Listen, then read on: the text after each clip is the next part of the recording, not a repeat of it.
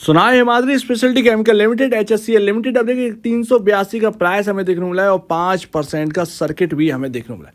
बहुत एक लंबे वक्त बाद बी सेगमेंट से बाहर निकला, बट बहुत बड़ी बड़ी खबरें हैं जो कि हमसे छूट गई। काफ़ी लंबे वक्त से कवर नहीं कर रहा हूँ, लेकिन आज कवर करते हैं। और यहाँ पर एक बहुत बड़ी खबर है, शायद आपको पता नहीं होगा, बट ये एक इंडेक्स के अंदर शामिल हुआ है और इंडिया की पहली इंडेक्स है। EV इंडेक्स की हम बात कर रहे हैं। बहुत सारे लोग जान गए होंगे 33 स्टॉक शामिल करे गए और उनमें से अगर केमिकल स्टॉक देखेंगे तो टाटा केमिकल और हिमाद्री स्पेशलिटी केमिकल लिमिटेड को शामिल किया। मार्केट के अंदर अगर आप इस इंडेक्स के अंदर देखोगे तो सिर्फ और सिर्फ दो ही केमिकल इंडेक्स हैं, दो ही केमिकल स्टॉक हैं जो कि शामिल किए गए हैं इन 33 स्टॉक के साथ। और इसका एक इम्पैक्ट जो है वो हिमाद्री स्पेशलिटी केमिकल स्टॉक के ऊपर आना ही है। HSCL के ऊपर आज आए या कल आए, लेकिन इम्पैक्ट तो आने, क्योंकि ये दो स्टॉक जो शामिल किए गए हैं ये यहाँ पर कहीं ना कहीं पैसे खींचेंगे निवेशक से। अभी अगर आप बात करें तो हम 50 रुपए से कवर कर रहे हैं और एक बड़ी तेजी यहाँ पर जो है हम देख चुके। यहाँ पर आपका जो है हायर साइड स्टॉक जो है वो इतना अटक क्यों रहा है, क्या इसका रीज़न आपको पता है? इवन इतनी बड़ी तेजी हो गई, इसके पीछे एक बहुत बड़ा रीज़न है जो कि पूरे एंटायर केमिकल स्टॉक के अंदर नहीं था। सिर्फ और सिर्फ HSCL को एडवांटेज था, बट कहीं ना कहीं आप देखेंगे कि HSCL जिस रफ्तार से यहाँ तक पहुँचा है उतनी ही रफ्तार से और आगे बढ़ेगा, बिकॉज इनका एक बड़ा इन्वेस्टमेंट जो है वो EV के अंदर बढ़ रहा है और इसी वजह से कहीं ना कहीं ये इंडेक्स के अंदर शामिल कर गए। खैर, इंडेक्स के अंदर आए हैं तो एक अमाउंट भी यहाँ पर इंडेक्स के अंदर आता हुआ दिखेगा। उस हिसाब से म्यूचुअल फंड भी यहाँ पर जो है अपने आप को एक नई स्कीम के तौर पर यहाँ पर आते हुए दिखेंगे। EV स्कीम शायद ला सकते हैं और उसके तहत कहीं ना कहीं पैसा जो है वो इन स्टॉक्स के अंदर आएगा। लेकिन स्टॉक के इतना बड़ा राइज का एक रीज़न है, इस टाइम में जब ये चल रहा था तब यहाँ पर बाकी केमिकल स्टॉक्स जो है वो गिर रहे थे। क्या था बात? उनके ऑपरेटिंग मार्जिन जो है वो लगातार टूट रहे थे, जबकि HSCL की जो मार्जिन्स हैं वो लगातार राइज कर रहे थे। आप देखेंगे सेल्स इतनी ज़्यादा नहीं बढ़ रही थी और आपका ऑपरेटिंग प्रॉफिट जो है वो धीरे धीरे स्लाइटली बढ़ रहा था। लेकिन आपका यहाँ पर जो है ना, सबसे मोटी बात यही देखी गई है कि ऑपरेटिंग प्रॉफिट आपका इंक्रीज़ हो रहा है। दूसरी बात, ऑपरेटिंग मार्जिन जो है वो इंक्रीज़ हो रहे हैं, जो कि बाकी केमिकल स्टॉक के अंदर नहीं थे। सो दैट इसीलिए लगातार स्टॉक जो है वो दौड़ा है और ये स्टॉक दौड़ा था 50 रुपए से इसीलिए 140 रुपए तक ऑलमोस्ट। वो इसीलिए दौड़ा था क्योंकि यहाँ पर एक बहुत बड़ा स्टेक ओन किया गया था एक की तरफ से, वो लगातार इसके अंदर स्टेक सेल कर रहे थे। तो 10% या 12% के आसपास की उनके पास होल्डिंग थी, जो कि वो लगातार एक राइज पर सेल करते। तो ये स्टॉक 60 रुपये तोड़ते ही नहीं था। 60 रुपये के आसपास देखा, उन्होंने बेचा और सीधे 40 रुपये दिखता था। और ऐसे ऐसे करते करते यहाँ पर जो है ना, जब वो उनकी फ्री स्टेक हो गई बिल्कुल, जब वो बिल्कुल बेच दिए, तभी ये स्टॉक दौड़ा है 140 तक। उसके बाद 140 से ये ऑपरेटिंग मार्जिन की वजह से दौड़ा है 400 तक। बट अभी जो प्रॉब्लम है वो मार्च 2024 में जो आप लगातार देख रहे थे 5% से लगातार आपने एकदम सांस ही नहीं ली, लगातार बढ़ते चले गए 2-2% से। आप मार्च 2024 में जब सब सुधरे तो आप बिगड़े। 17% से 15% आपके जो है ऑपरेटिंग मार्जिन रह गए। पहला क्वार्टर है आपका 2 साल में जो कि यहाँ पर बिगड़ा था। That's why HSCL higher side नहीं चल पा रहा है, वैल्यूएशन कंफर्ट नहीं आया, दूसरी बात, और यहाँ पर ऑपरेटिंग मार्जिन भी टूटे। तो दो बातें हैं जो HSCL को एक जगह पर रोक के रखी। अदरवाइज ये स्टॉक शायद हो सकता था कि 500 के ऊपर भी निकल जाता अगर अच्छे नंबर्स आ जाते तो। एंड इवन अब यहाँ पर क्या हो रहा है, अब यहाँ पर ये हो रहा है कि बॉस जो 60.27 का आपका इंडस्ट्री पी दिख रहा है वो कभी 48 या 40 के अराउंड था, राइट? 40 के अराउंड, 40 से 45 के अराउंड आपका यहाँ पर इंडस्ट्री पी था, वो अब 60 पर पहुँच चुका है। यानी कि आपकी जो इंडस्ट्री पीयर है वो तेज़ी से ग्रो किए हैं। दैट्स वाई यहाँ पर जो है इंडस्ट्री पी 60.27 पर पहुँच चुका है, राइट? आपका जो पी रेशियो है वो अब इंडस्ट्री पीयर कंपैरिजन सस्ते पर है, 46.02 पर आपका पी रेशियो है और इंडस्ट्री पी 60.27 पर है। यानी कि वैल्यूएशन कंफर्ट जो है मोटा मोटा 14 पॉइंट का यहाँ पर देखने को मिलता है। तो ये एक अच्छी बात है। कहाँ आप इंडस्ट्री पी के साथ बैठे थे, आपका पी रेशियो इंडस्ट्री पी का पी जो है वो एकदम सेम था, वो अब यहाँ पर जो है दोनों में डिफरेंस आ चुका है। एक बड़ा कंफर्ट यहाँ पर आपको जो है वो प्राइस टू अर्निंग पर देखने को मिल रहा है। एक बात, पहली बात, अच्छी बात।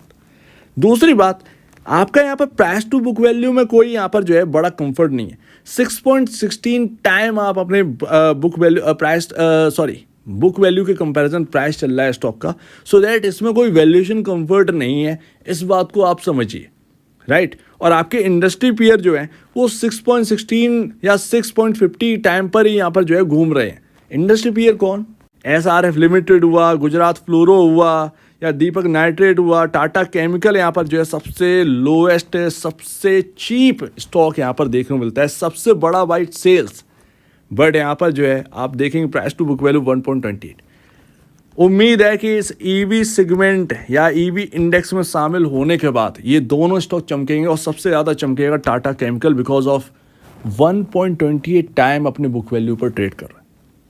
तो ये देखते हैं कि ये ईवी इंडेक्स जो है वो इन स्टॉक्स को कैसे यहाँ पर जो है बदल के रखती है, कितना पैसा इनमें आता है। बट अगर आप टाटा केमिकल को छोड़ दें तो सिर्फ आपके इंडस्ट्री पीयर, नॉट आपके कॉम्पिटिटर्स, आप कह सकते हैं आपकी सेगमेंट के कॉम्पिटिटर नहीं है, आपके जैसा काम नहीं करते हैं, इनका केमिकल अलग है, आप अलग चीज़ें बनाते हैं, राइट, ठीक है, थोड़ा सा डिफरेंट वर्क है।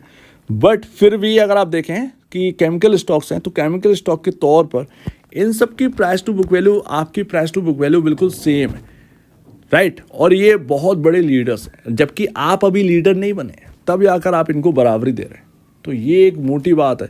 तो यहाँ से कितना स्टॉक राइज करेगा ये थोड़ी सी अनिश्चितता वाली बात है। अभी यहाँ पर जो है कुछ कहा नहीं जा सकता कि ये स्टॉक जो है वो दौड़कर 500-600 रुपये हो जाए, क्योंकि अभी आपके साथ सामने जो है वो वैल्यूएशन कंफर्ट नहीं है।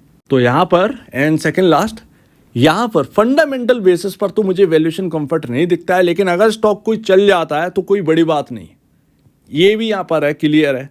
यहाँ पर स्टॉक जो है वो एक रेंज में चल रहा है 2024 की शुरुआत से ही, 400 का हायर साइड और 300 रुपये का लेवल जो है वो लोअर साइड, इस 100 रुपये की रेंज में जो है वो स्टॉक चल रहा है, ठीक है।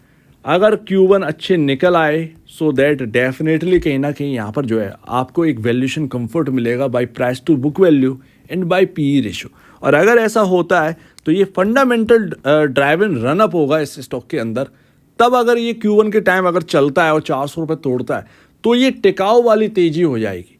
बट अगर अभी दौड़ा तो बिकॉज ऑफ यहाँ पर जो है इंडस्ट्री पीयर कंपैरिजन आपको थोड़ा सा PE रेशियो कंफर्ट देखने को मिल रहा है, तो वो यहाँ पर समझ में आ रहा है। But by price to book value अगर आप देखेंगे तो वो यहाँ पर कंफर्ट नहीं रहेगा।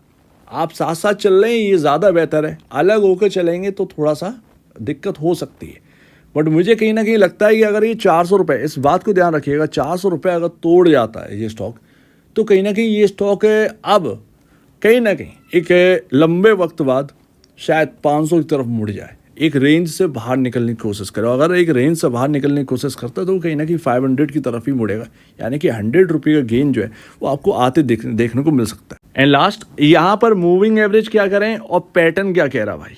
पैटर्न आपका जो है बड़ा जबरदस्त है। तो पैटर्न के हिसाब से 365 माफ़ कीजिएगा 365 रुपये का लेवल मोस्ट इंपॉर्टेंट लेवल है। स्टॉक काम कर रहा है 382 पर। दिक्कत ये 5% के स्टॉक में कि यहाँ पर स्टॉप लॉस अगर रखें भी तो बड़ा दिक्कत की बात है। 5% का सर्किट है यार, कहीं ना कहीं इधर उधर हो गया तो ये स्टॉप लॉस खा जाएगा। 365 बहुत ही इंपॉर्टेंट लेवल है इस स्टॉक के अंदर।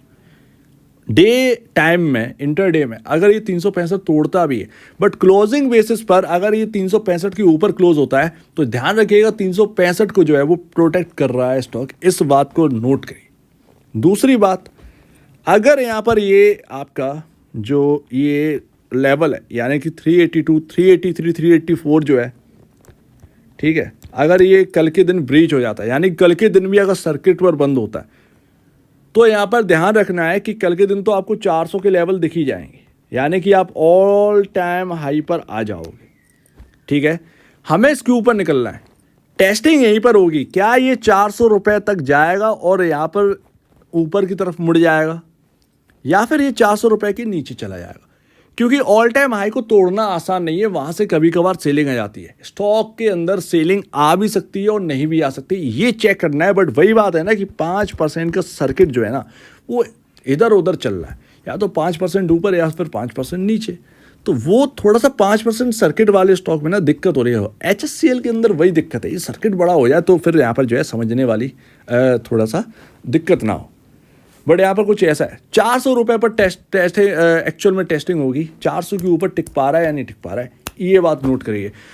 अब यहाँ पर मूविंग एवरेज के हिसाब से देखते हैं। मूविंग एवरेजेस के जो यहाँ पर 100 EMA 200 EMA है, इसके इंपॉर्टेंट लेवल्स क्या है? इंपॉर्टेंट लेवल है आपका 348 और 347, ये आपके 50-100 EMA है, राइट। जब तक ये लेवल स्क्रीन पर आपको दिखाई दे रहे हैं, जब तक ये स्टॉक इन लेवल्स के ऊपर दिखाई दे रहा है, ये 348 347 ये मूविंग एवरेज के लेवल है, और ये 365 का लेवल जो है वो आपका पैटर्न के हिसाब से लेवल है। जब तक ये स्क्रीन पर टिके हुए हैं तब तक आपको टिके रहना है और कहीं ना कहीं हायर साइड की अप्रोच करना है। पॉसिबल है कि आपको इस स्टॉक के अंदर 65 रुपये 400 तोड़ने के बाद 65 रुपये और ऐड होते हुए देखें।